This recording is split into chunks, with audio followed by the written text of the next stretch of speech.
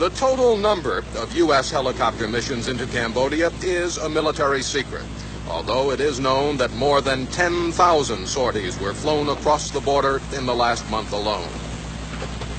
We go out and we look for activity, and in the form of trails, bunkers, hooches, bicycles, vehicles, anything that would indicate the presence of NVA units.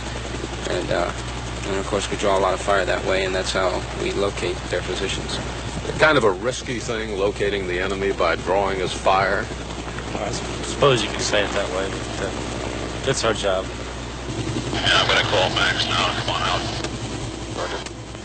On a typical mission, a Cobra gunship flies shotgun overhead, while a smaller chopper with 2 men aboard scouts the terrain below. Yeah, we got bunkers. 1, 2, 3, 4, 5 bunker openings here. I'll put some. 3026. We can call in Hardy. We're within range and they're ready and willing to fire.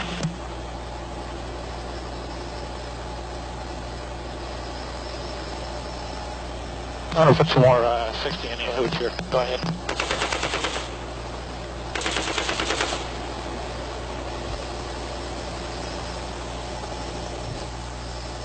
Oh, there's a guy down there in that hooch. One right on the door.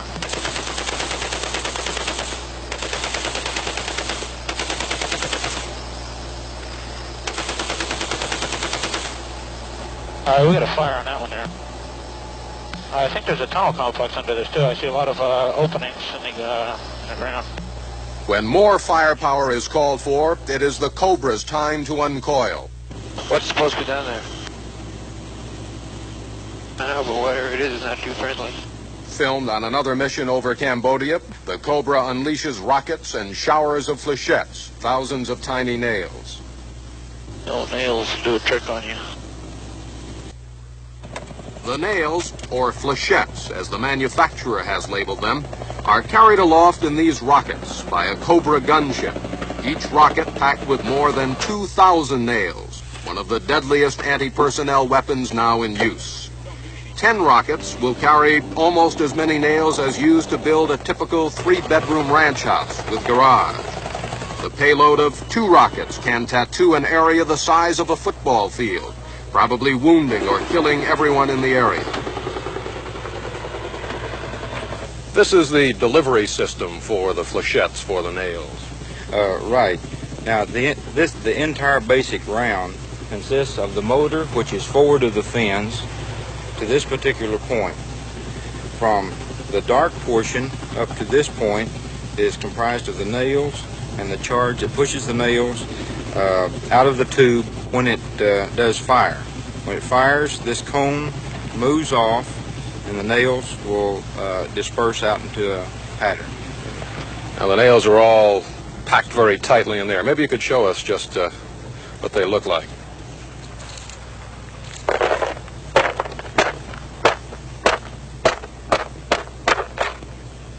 Now that's one row of nails. There's about 6 rows up through this particular warhead.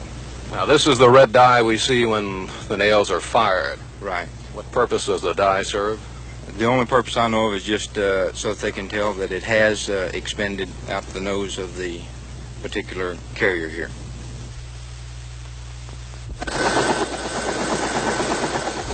Correspondents are not permitted to fly actual combat missions in the gunship, but we were able to join Captain Bill Bunton on a maintenance run to check his weapons systems in a free fire zone. Captain, what type of targets do you prefer to use your nails against? We prefer to use against enemy personnel in the open. They're the most effective.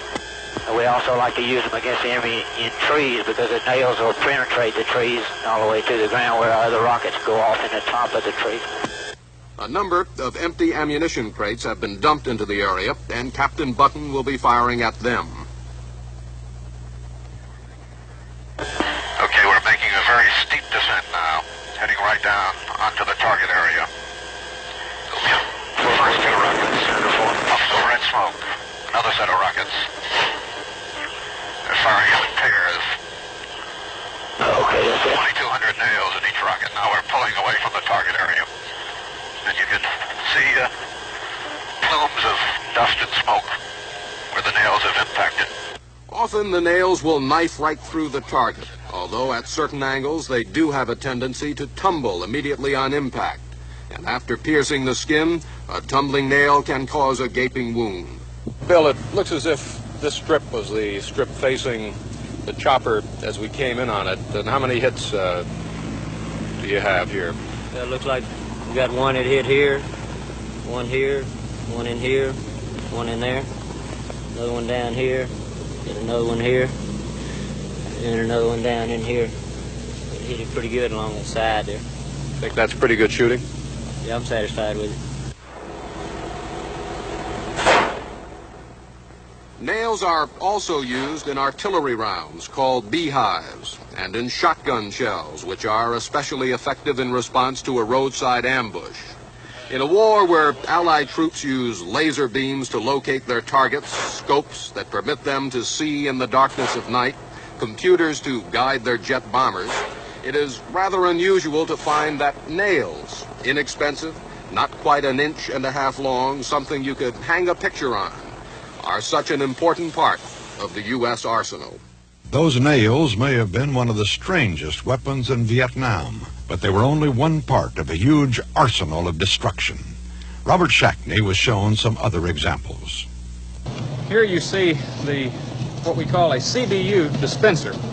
The bomblet itself and this large dispenser is filled with approximately 400 smaller bomblets that weigh approximately 3 pounds each. This particular item, as you see it here, is not dispensed from the aircraft, or it doesn't fall off the aircraft like a bomb does. It distributes these smaller bomblets that are contained inside of it out behind the aircraft. This is a 1,000-pound bomb, and it happens to be the largest piece of ordnance the F-100 carries. This bomb, the general purpose high explosive, is very effective, and especially if we use a delayed fuse on it. It penetrates about 8 to 10 feet into the ground and makes a tremendous crater of this particular bomb, about 50 feet across at times if it goes off, and it will, of course, obliterate any of the enemy's bunkers or his heavily defended areas. This is the napalm bomb that we use to very effectively over here, because it does get down into some of the bunkers that we do not actually destroy. It's a firebomb, you might say. The heart of this firebomb, the napalm itself, is a mixture of gasoline and a thickening agent. That forms a jelly which will stick to anything it touches. When this bomb explodes, the napalm will be ignited and splashed for 100 feet in every direction, burning with the fierce heat of 2,000 degrees Fahrenheit.